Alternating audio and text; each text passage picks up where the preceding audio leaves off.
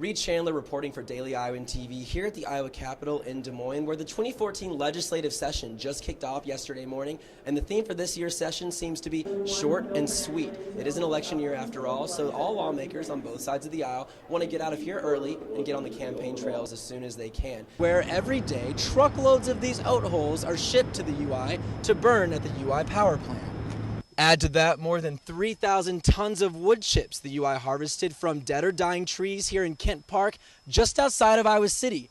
Together, they're reducing our dependency on coal and making the process a little greener. And these urban farms are efficient. Just this one will produce over 4,500 pounds of tomatoes. That's equivalent to a $1,300 donation to organizations like Meals on Wheels. A lot of local businesses too, Muriel, donate, so we won't actually know the final tally until tomorrow night when it all wraps up at 7 p.m. But last year's total was over $1.5 million. And to date, the 19 dance marathons at the UI have raised over $12.7 million. So the expectations are pretty high.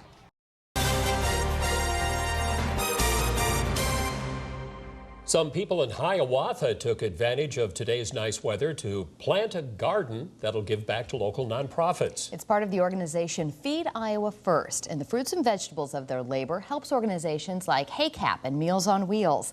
Volunteers are planting the garden off Stamy Road in Hiawatha, and KCRG TV9's Reid Chandler takes us to the first planting day for that garden. Zesty chicken and rice. Larry Lloyd says he's a lucky man thanks to food donations from Horizon's Meals on Wheels. I'm not going to ever go hungry. I'll never go hungry. I'll never starve because of Meals on Wheels. They won't let you. The Cedar Rapids native lives off of about $600 a month, and he says food donations make it easier. And I'm getting goosebumps. How in the world I could be so lucky to be able to have a meal every day. Organizations like Meals on Wheels thank gardens like this one in Hiawatha, where Feed Iowa First founder Sonia Kendrick is planting tomatoes to be donated to local food charities. We don't own any land, so what we do is we take underutilized land surrounding corporations or churches and we turn it into production. Today, Kendrick founded her first farm in Hiawatha thanks to Strategic Print Solutions, who partnered with Feed Iowa First to use part of their property. They knew they had some open land and they donated it, and it's amazing what they're doing. And these urban farms are efficient. Just this one will produce over 4,500 pounds of tomatoes. That's equivalent to a $1,300 donation to organizations like Meals on Wheels. Lloyd says he's grateful for companies like SPS who donate property space for food charity. When you give, you get it back. I like giving. It's a good feeling. And apparently the rest of the people who give so much feel the same way. And with 20 rows of tomato plants stretching 100 feet each, Kendrick hopes there's a lot to give. In Hiawatha, Reid Chandler, KCRG TV9 News.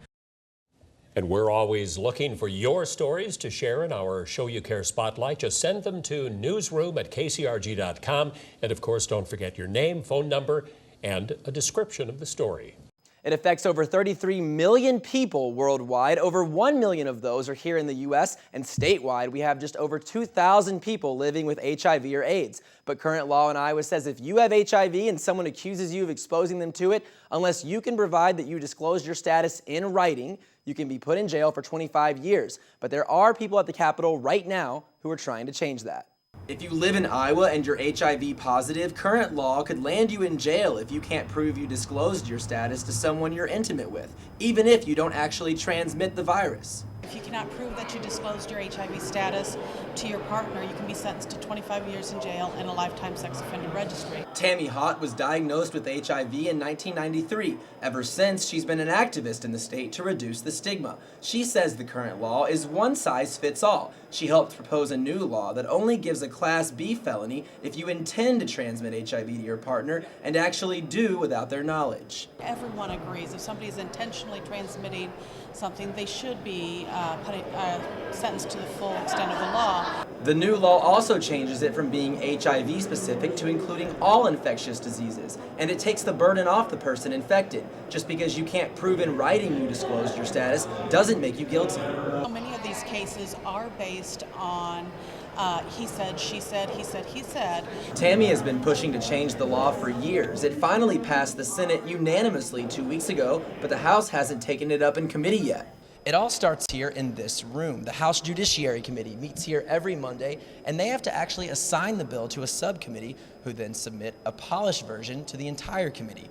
If the bill doesn't ever make it out of these doors, it will never have a chance to enter those ones. House Judiciary Committee Chairman Chip Baltimore says other bills have taken a priority so far. This hasn't been a great source of attention within the committee. Which has House Democrats asking how it was unanimously supported in the Senate.